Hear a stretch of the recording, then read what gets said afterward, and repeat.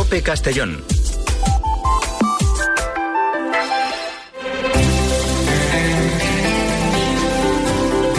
En Mediodía COPE, El Espejo. Estar informado. Buenas y bendecidas tardes. En COPE Castellón es hora de mirarnos en el espejo de la iglesia de nuestra diócesis. Nos acompañan Jorge Monsonís en el control técnico y Juan Gozalvo en la redacción. Al micrófono les saluda Paz Ferrín, servidora de ustedes. Empezamos en COPE, el espejo de Segorbe Castellón. Juan Gozalvo ya está preparado para contarnos las noticias más destacadas de esta semana en nuestra diócesis. Muy buenos días, Juan. Muy buenos días, Paz, y saludos a la audiencia. El Palacio Episcopal de Castellón acogió ayer un encuentro entre nuestro obispo, don Casimiro, y el conseller de Educación de la Generalitat Valenciana. ¿Cuál fue el motivo, Juan? La reunión se circunscribe a una primera toma de contacto entre ambos por sus respectivas funciones y responsabilidades en la Comisión Delegada de Educación y Enseñanza, que emana de la Comisión Mixta de Cooperación entre la Generalitat Valenciana y las diócesis del territorio de la Comunidad Valenciana. Dicha comisión se creó mediante decreto en noviembre del 2022 como un órgano colegiado de composición paritaria y al que le corresponde el asesoramiento y la consulta en materia de patrimonio cultural, enseñanza y educación, asistencia sanitaria en centros hospitalarios del Sistema Valenciano de Salud, asistencia social y justicia.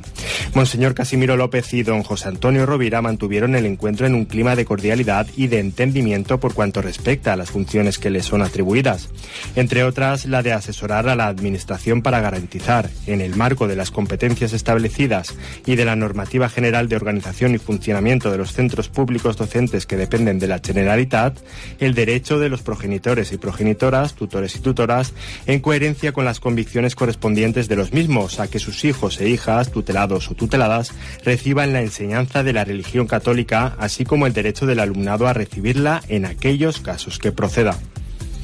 Esta semana, Cadena COPE de Castellón ha sido la gran anfitriona de una nutrida representación social que acudió a la presentación del anuario COPE. Allí nuestro obispo destacó la pluralidad y el rigor de la cadena.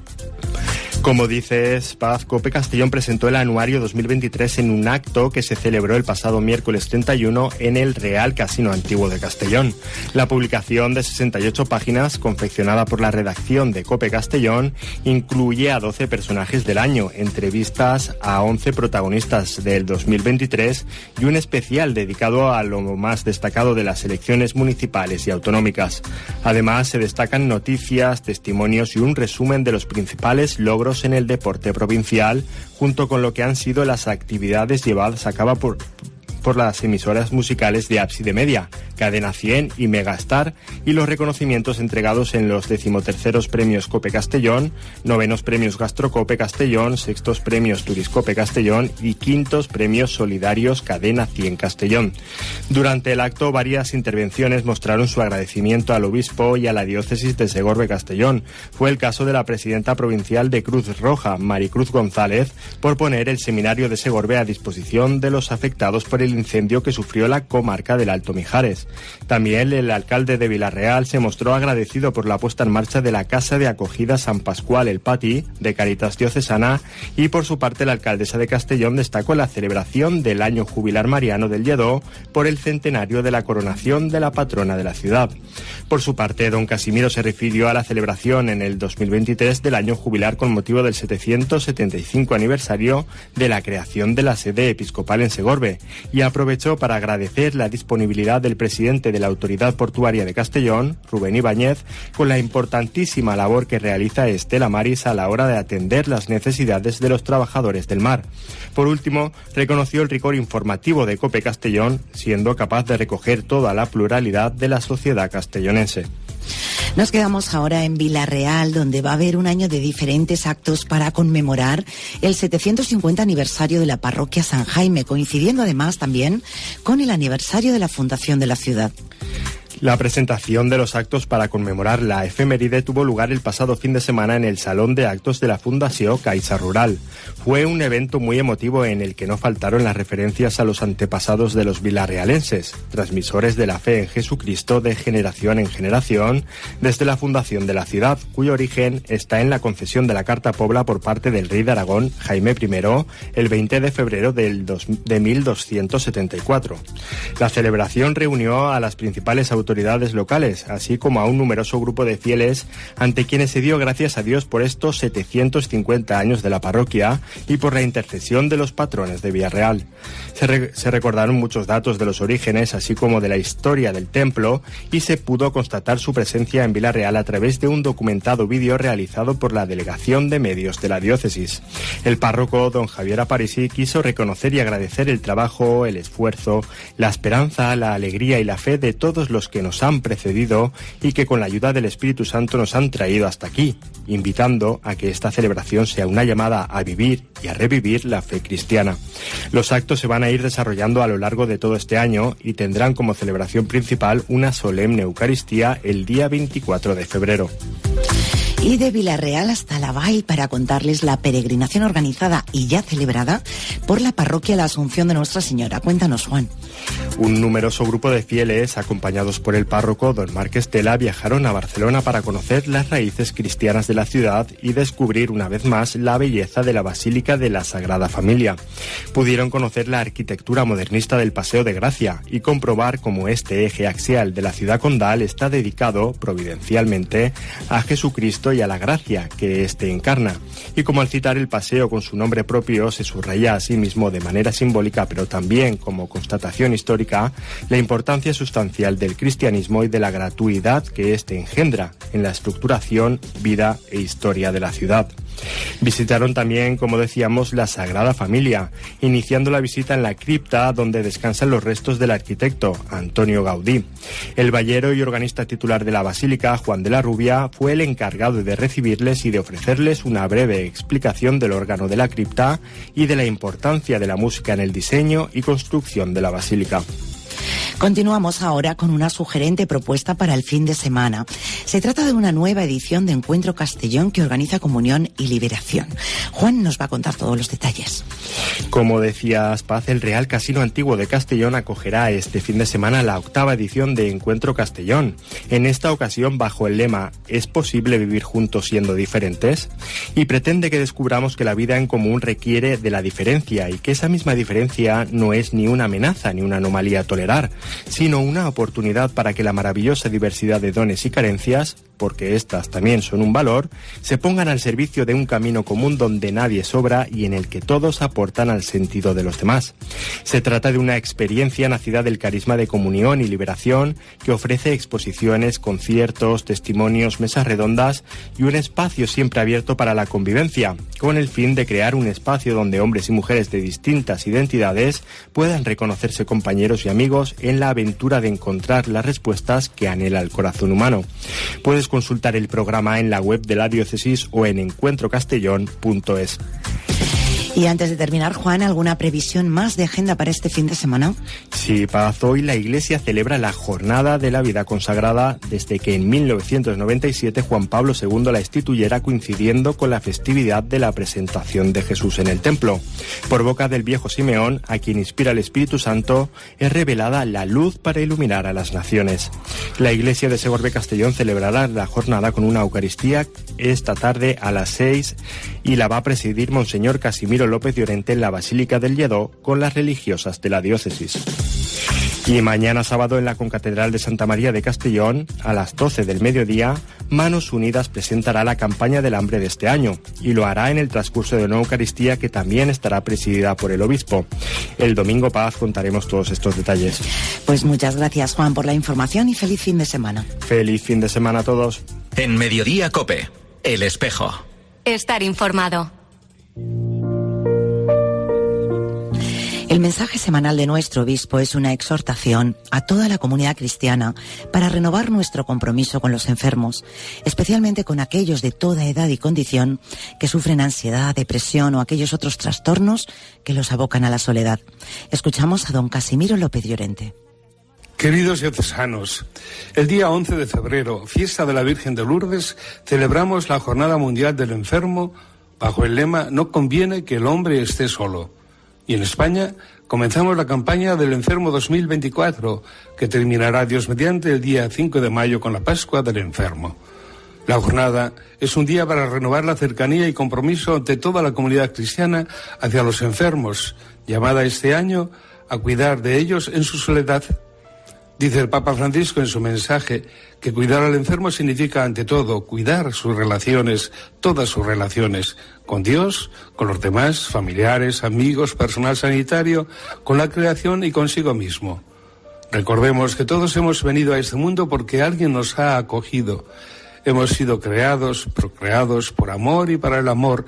Estamos llamados a la comunión con Dios y a la fraternidad con los hermanos. Esta dimensión relacional de nuestro ser humano nos sostiene de manera particular en tiempos de enfermedad y de fragilidad.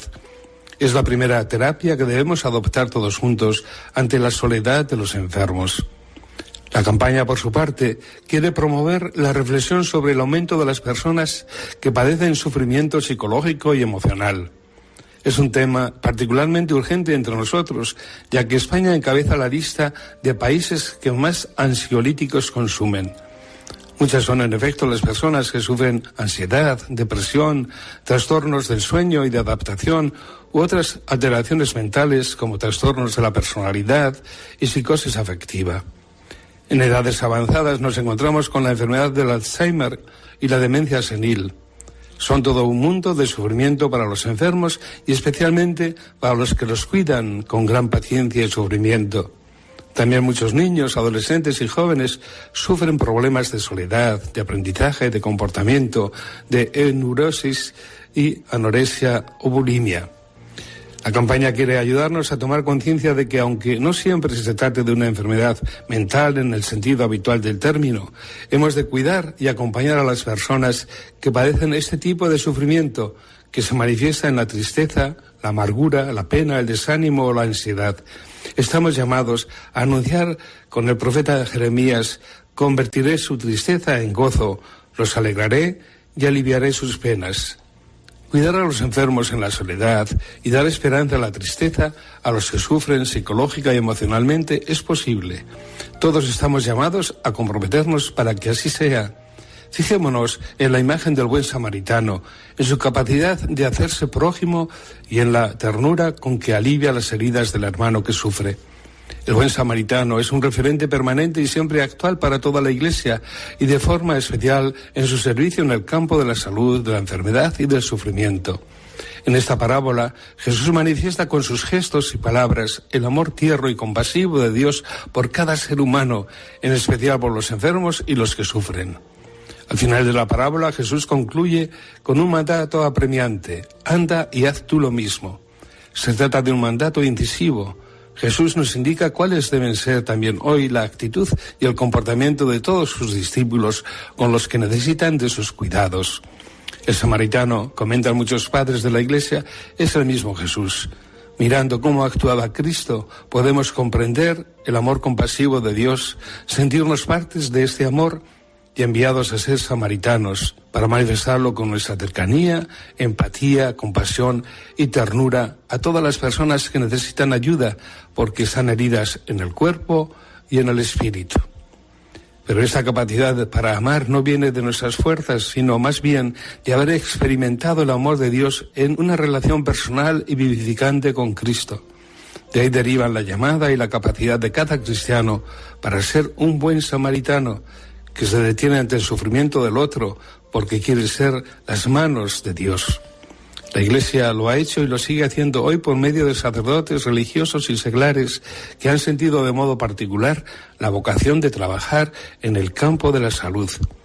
El amor a los enfermos y su cuidado no puede faltar nunca en la acción pastoral de nuestra Iglesia diocesana, de cada parroquia y de las familias.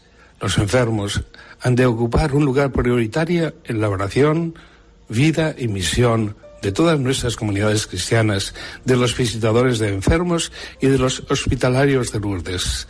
Hasta la próxima semana, si Dios quiere.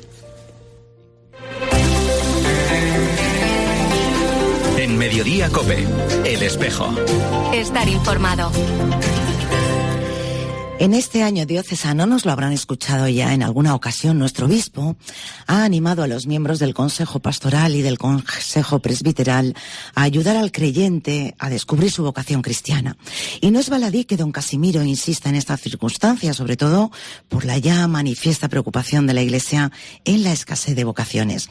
Hoy queremos profundizar en el concepto de vocación, conocer un poco con más detalle la oferta de nuestra diócesis para facilitar el discernimiento vocacional, incluso hacer un poco de examen de conciencia para saber, pues, qué no hemos hecho del todo bien para haber llegado a esta situación de escasez vocacional. Y lo vamos a hacer de la mano de José Antonio Morales, rector del Seminario Menor Diocesano Mater Dei. José Antonio, muy buenos días y muchas gracias por acompañarnos. Buenos días. ¿Es la secularización la única o la gran causante de la escasez vocacional o hay otros factores? Bueno, a ver, obviamente pues ha decaído mucho la práctica religiosa, hay mucha confusión también a nivel de creencias religiosas, ¿no? Y bueno, a nivel educativo la influencia de la Iglesia ahora es mucho menor de lo que podía haber sido pues anteriormente, y también pues bueno, por la influencia de los medios de comunicación, que estos están en su mayoría controlados por poderes políticos, por personas que a veces son buenas pero no son creyentes, dijéramos, ¿no? Entonces, la Iglesia tiene pocos medios para lograr llevar a cabo una influencia social. Y a veces, pues cuando lo hace y lo hace bien, pues tampoco se publicita, se suele remarcar solamente lo malo, ¿no? Y bueno, el Estado, por otro lado, pues intenta solucionar los problemas sociales que la Iglesia a lo mejor antes acometía, ¿no? Pero desde la búsqueda muchas veces del beneficio electoral y obviamente no desde el amor a Dios y al prójimo, ¿no? Yo recuerdo, mis abuelos, por ejemplo, han sido cuidados hasta su muerte por las hermanitas de los ancianos desamparados. Y claro, es que no tiene color, ¿no? El hecho de que una persona sea consagrada o no, pues esté haciendo las cosas por amor a Dios o no lo haga por amor a Dios, ¿no? Yo creo que todo este contexto, ¿no?, de la secularización, pues obviamente influye y muchísimo, ¿no? El mensaje cristiano pues llega menos porque llega deformado o llega sin fuerza social, pues no sé, la gente ve como algo positivo poder divorciarse, y esto parece que es una cosa como muy progresista y al mismo tiempo pues, un desperdicio pues ser consagrado, ¿no? O no sé, pues tener una familia en la que hay pues varios hijos y familia numerosa, pues una locura también, ¿no? Pero bueno, también es verdad que a quien le llega, pues le llega más fuerte. Entonces, bueno, puede ser que haya una escasez vocacional numéricamente hablando, pero también es cierto, y yo muchas veces lo he comentado, ¿no?, con otras personas, que a quien le llega más fuerte. Es decir, ves a matrimonios muy felices, ¿no? También ves a personas consagradas muy felices de haber elegido a Cristo, ¿no?, en sus vidas. Díganos, José Antonio, ¿cómo se ayuda a los jóvenes de hoy a descubrir su vocación cristiana? Bueno, lo principal yo creo que siempre el encuentro con el Señor, ¿no? Si no hay encuentro con el Señor, lo demás, pues al final no funciona, porque es Dios quien llama, Dios quien da esa vocación, Dios quien te invita a entregarte, ¿no? Y luego, pues el testimonio propio. O sea, al final, pues unos padres casados que ves que se perdonan, que se ayudan, que están felices, ¿no? Pues unos sacerdotes o unas personas consagradas que se entregan y que transmiten alegría también. Pues al final eso es lo más importante, ¿no?, a continuación, porque si no tienes un testimonio claro, pues... Y luego el acompañamiento personal. O sea, yo mismo, pues, no hubiera descubierto nunca mi vocación si no hubiera sido, pues, a través de también el acompañamiento, ¿no? El poder ir hablando, el poder ir viendo un poco qué es lo que te pide el Señor en tu corazón, pues con una persona que te pueda ir un poco haciendo de guía, ¿no?, en ese sentido cristiano. Yo creo que fundamentalmente, vamos. Por su responsabilidad como rector del Seminario Menor Diocesano Mater Dei y las funciones que tiene asumidas, ¿nos podría explicar, José Antonio, cuáles son las herramientas para discernir y abrazar la vocación, ya sea a la vida religiosa o incluso al matrimonio, ¿no?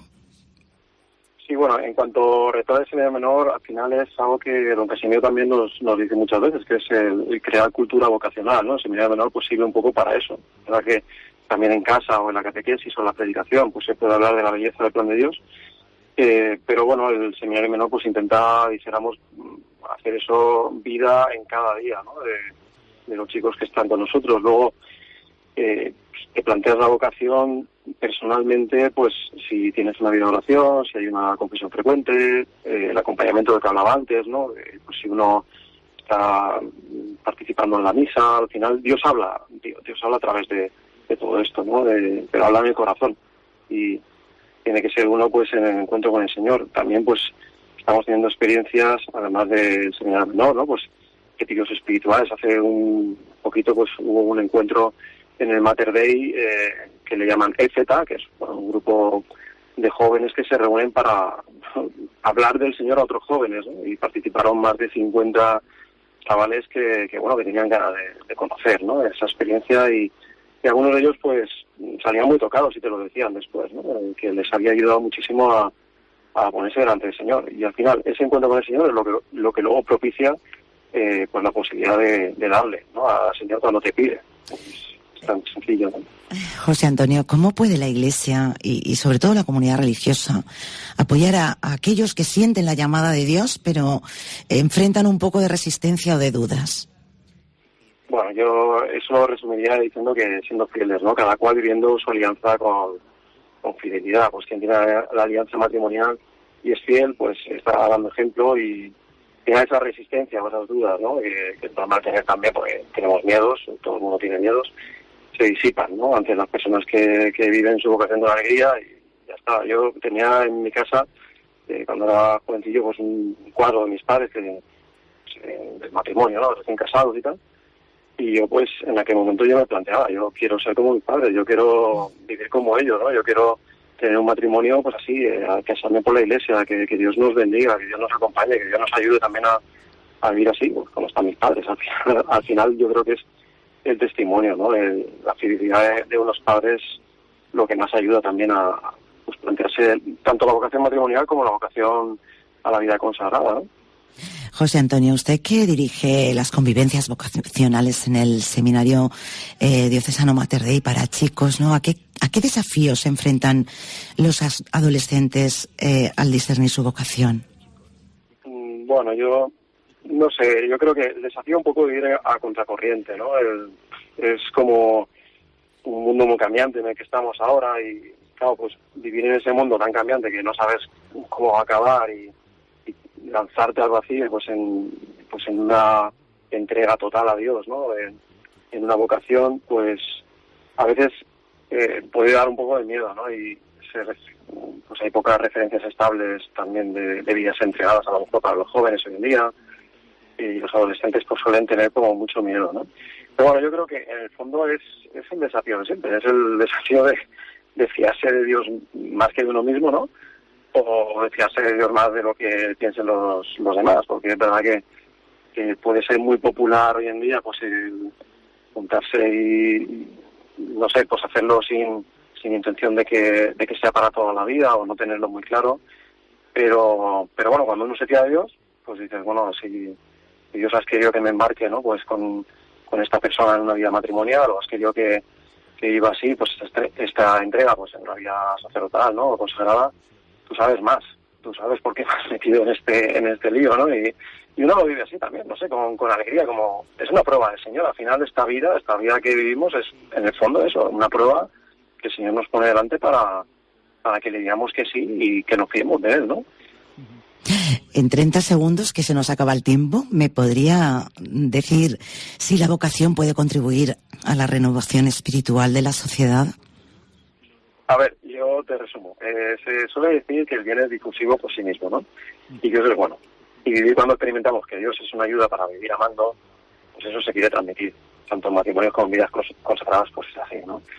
Hemos nacido al final para ser santos en una vocación concreta, que puede ser el matrimonio, la vida consagrada, que Dios ha pensado pues para amarle a Él y para amar. Y una vida en la que hay amor, en la que hay sentido de amor, tiene siempre alegría por en medio, ¿no? Al final eso renueva, y eso obviamente la gente lo quiere transmitir. Cuando lo vives no te lo puedes callar. Pues don José Antonio Morales, rector del Seminario Menor Diocesano Mater Dei, muchísimas gracias por compartir sus reflexiones. Desde luego nosotros recogemos el guante, ese que ha lanzado en la primera respuesta, de que no se da mucha publicidad desde los medios de comunicación diocesanos. Desde luego vamos a hacer todo lo posible para darle difusión a todas esas herramientas y todos esos recursos que pone a nuestra disposición la diócesis. Bueno, desde aquí muchísimo ánimo para continuar en su labor, y ojalá pronto veamos muchos frutos. Muchísimas gracias y un fuerte abrazo. Muy bien, muchísimas gracias a vosotros. Hasta aquí el espejo de Segorbe Castellón. Estaremos con ustedes de nuevo, si así lo desean, el domingo a las 10 menos cuarto con Iglesia Noticia. Y ahora siguen en Mediodía Cope. Que tengan un feliz y bendecido fin de semana.